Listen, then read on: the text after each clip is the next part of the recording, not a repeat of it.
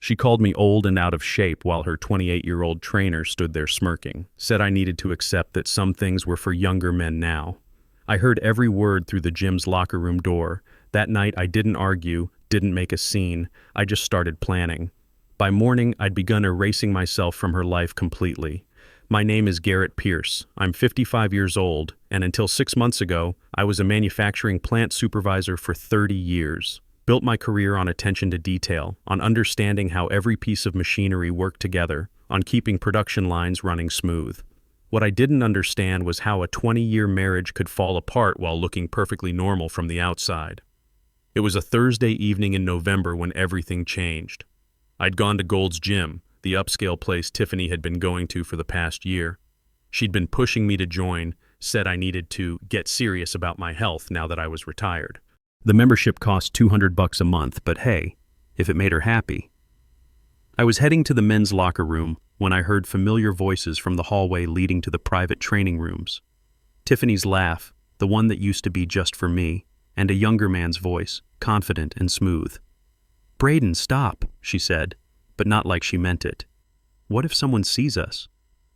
"Relax, gorgeous. Your husband's probably home watching TV and drinking beer like every other night." I froze. Braden was her personal trainer, this kid with perfect abs and a smile that probably cost his parents a fortune in orthodontics. I'd met him a few times when picking Tiffany up. Always called me sir, with just enough respect to hide the condescension. He's comfortable, you know," Tiffany continued, and I could hear them moving closer to wherever they were going. "He retired and now he thinks life is over. Sits in that garage with his old car projects all day. I need energy, vitality. I need someone who makes me feel alive."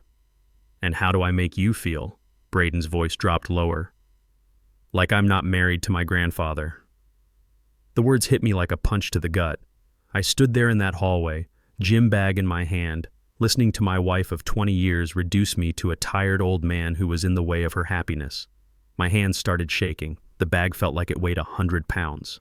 I should have walked in there right then. Should have confronted them both, demanded answers, made her look me in the eye while she explained why the man who'd worked 60-hour weeks to pay for her dream house and her luxury car and her expensive gym membership was now just a comfortable old grandfather. Instead, I turned around and walked out. My legs felt like concrete, each step heavier than the last. I sat in my truck in the parking lot for 30 minutes, hands gripping the steering wheel so tight my knuckles went white.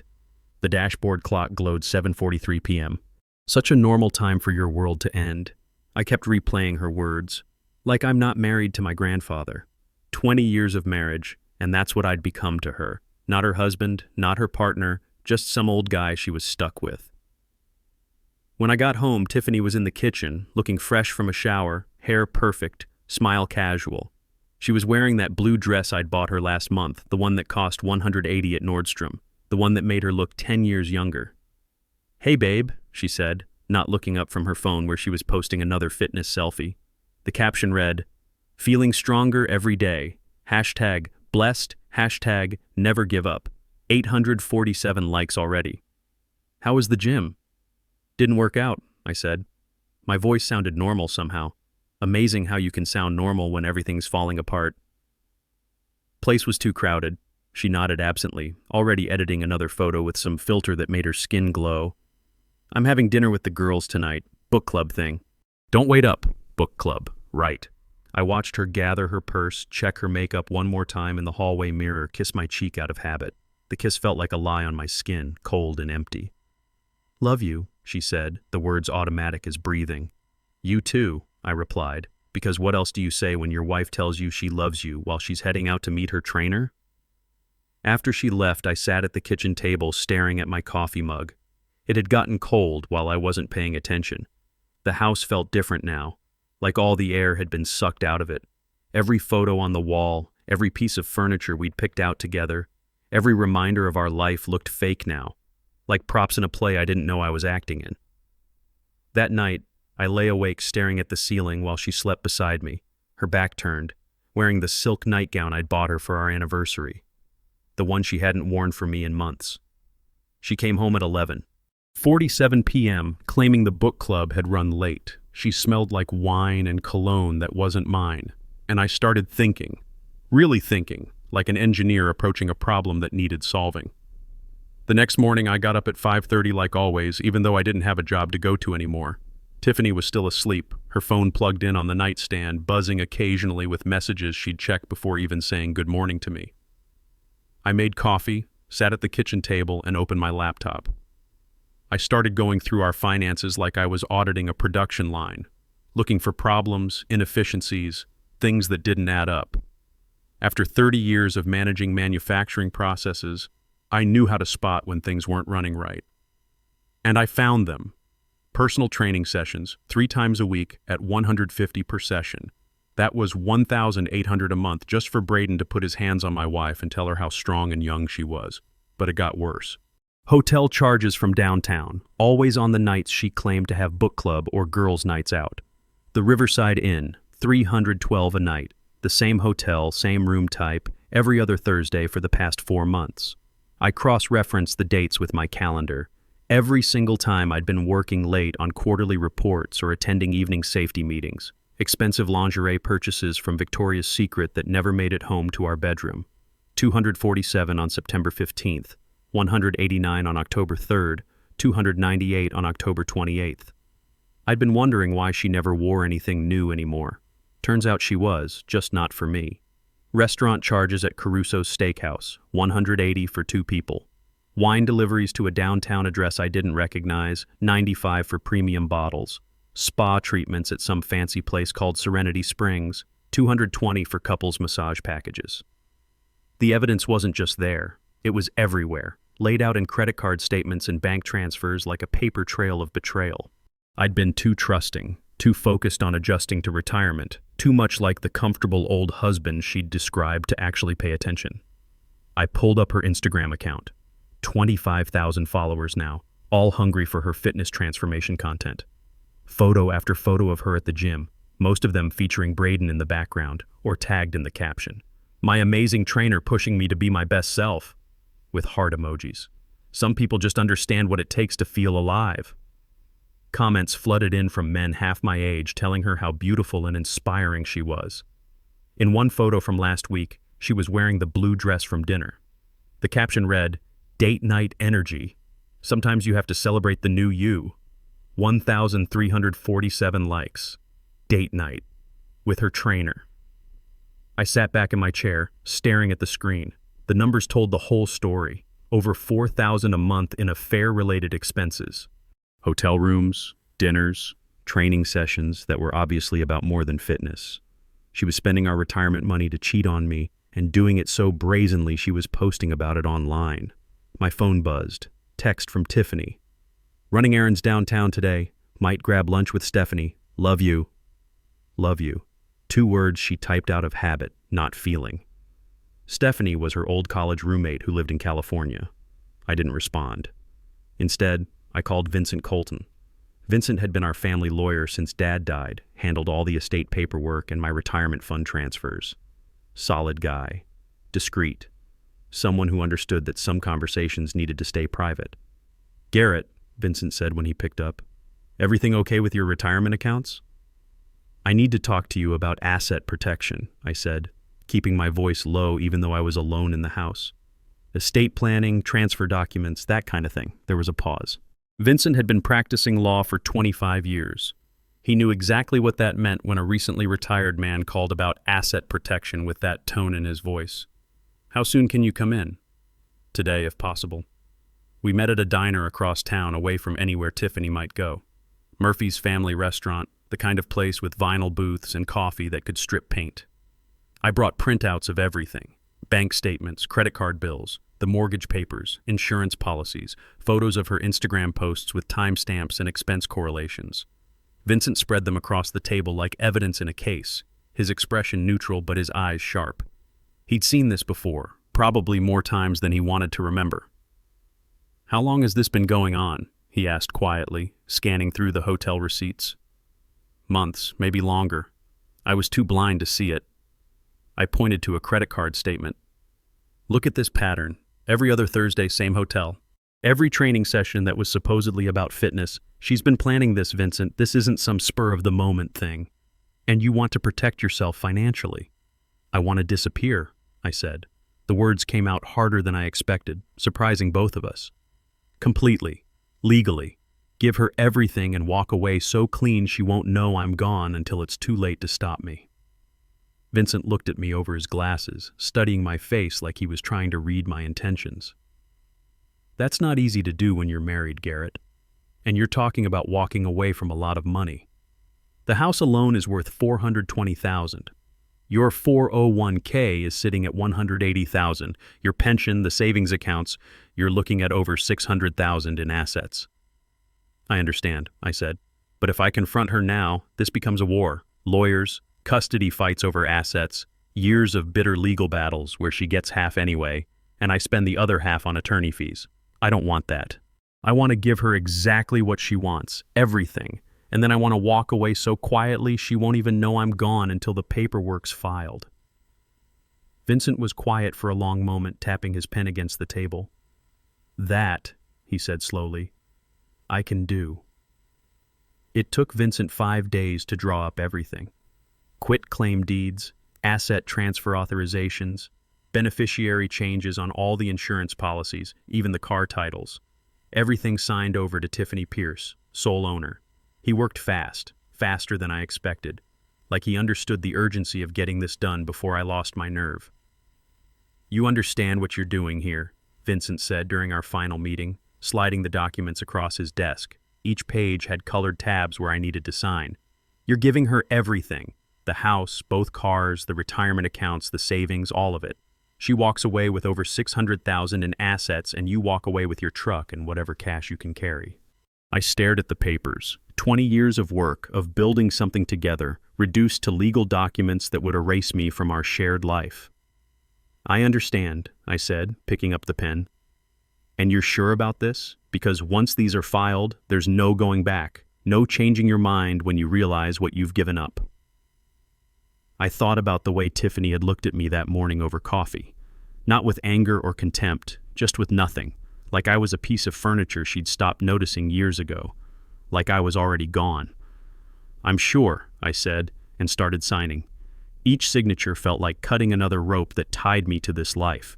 The house deed, the car titles, the bank account transfers, the pension beneficiary changes. By the time I finished, my hand was cramping and I felt strangely light, like I'd been carrying a weight I didn't realize was there. These get filed the day after you leave, Vincent said, gathering the documents into a manila envelope. Not before. If she catches wind of this early, she could potentially contest the transfers or file an injunction. You need to be gone before she knows what's happening. I shook his hand. I will be. That night, I came home to find Tiffany getting ready for another book club meeting. She was wearing that black dress I'd bought her for our last anniversary, the one that cost $300 and made her look incredible, the one she'd never worn for me. Don't wait up, she said, checking herself in the hallway mirror, adjusting her cleavage just so. We might go out for drinks after discussing the book. What book are you reading this month? I asked, just curious to see what lie she'd come up with. She paused for just a second, that tiny hesitation that confirmed everything. It's called Eat, Pray, Love. You know, about finding yourself and new adventures? How perfect. Sounds interesting, I said. She kissed my cheek out of habit, grabbed her purse, and left. I watched through the window as she backed out of the driveway in the Lexus I'd bought her for her 40th birthday. Watched her drive off to meet Braden at whatever hotel they were using tonight. Then I went upstairs and started packing. 1 duffel bag, a week's worth of clothes, nothing fancy. My father's watch, the Timex he'd worn for 40 years working at the Ford plant. The photo of my parents on their wedding day, the only picture I had of them truly happy together. That was it. Everything else, I left. The tools in the garage that had cost me thousands over the years. The classic car parts I'd been collecting to restore a 1967 Mustang someday. The camping gear we'd bought but never used because Tiffany didn't like sleeping outdoors. The golf clubs, the fishing equipment, the workshop I'd built in the basement where I'd spent countless hours fixing things around the house. Let her figure out what to do with it all. Let her drown in the remnants of our life while I started fresh somewhere she'd never think to look. At midnight, I walked through the house one final time.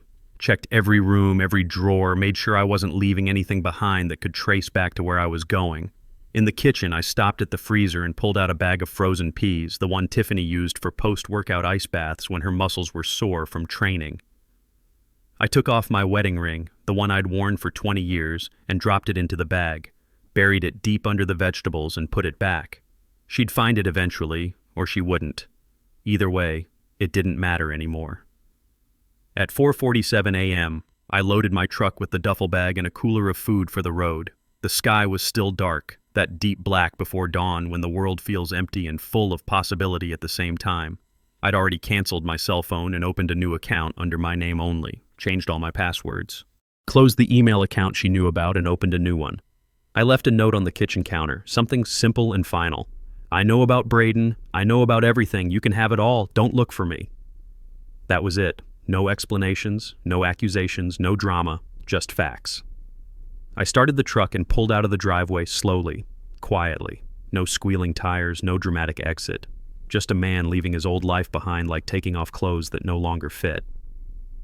When Tiffany woke up 4 hours later, the house would be silent. My side of the bed cold, my truck gone, and she'd have no idea that the comfortable old husband she'd been cheating on had just erased himself from her life forever.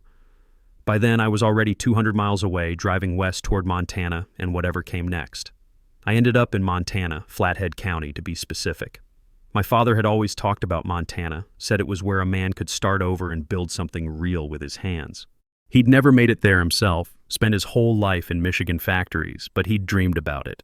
Now I was living his dream and mine at the same time. The Veterans Workshop project was exactly what I needed.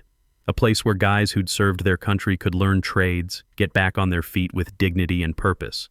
They needed someone with manufacturing experience to help set up the auto shop, teach basic engine repair and restoration work to men who understood what it meant to rebuild something from the ground up. The coordinator was a guy named Braxton Walsh, former Army mechanic with 2 tours in Afghanistan and hands that could rebuild any engine ever made. He had that look in his eyes that veterans get. The one that says he'd seen things but wasn't broken by them. He looked me over when I showed up with my truck full of tools and a resume that didn't explain why a retired manufacturing supervisor had driven 1,200 miles to volunteer at a veteran center. "You know anything about teaching?" Braxton asked, wiping grease off his hands with a rag that had seen better days. "I know how to train people to do things right," I said. "Supervised a floor of 40 guys for 15 years. They all went home safe every day because I made sure they knew their jobs inside and out." He nodded slowly, studying my face like he was trying to read the story I wasn't telling. "Good enough. You got a place to stay?" "Not yet. There's an apartment above the shop.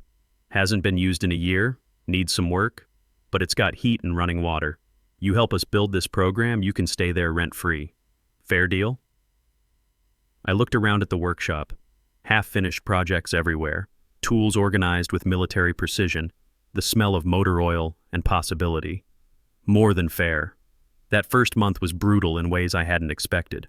I hadn't done manual labor since I was young, and my body reminded me of every year I'd spent behind a desk. My hands blistered from wrenches and screwdrivers, my back ached from bending over engines, my shoulders burned from lifting transmission parts. But it was honest work, real work. Teaching young veterans how to diagnose engine problems, how to use proper tools, how to take pride in rebuilding something that was broken and making it run better than before.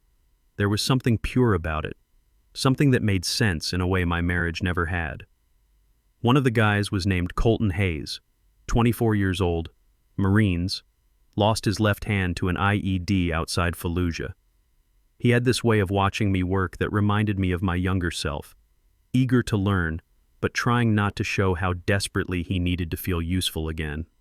"Why'd you come here?" he asked me one afternoon while we were rebuilding a transmission together. He'd figured out how to hold parts steady with his prosthetic while using his good hand for fine motor work. Kid was tougher than most people with all their parts intact. I thought about that question, really thought about it. Sometimes you have to tear something down completely before you can build it back better, I said. Engines, transmissions, lives, same principle applies. He nodded like he understood exactly what I meant. These guys got it, got what it meant to start over from nothing, to rebuild yourself from spare parts and determination. The work was good for me. Every day I woke up knowing I had a purpose, knowing that what I did mattered to people who needed it.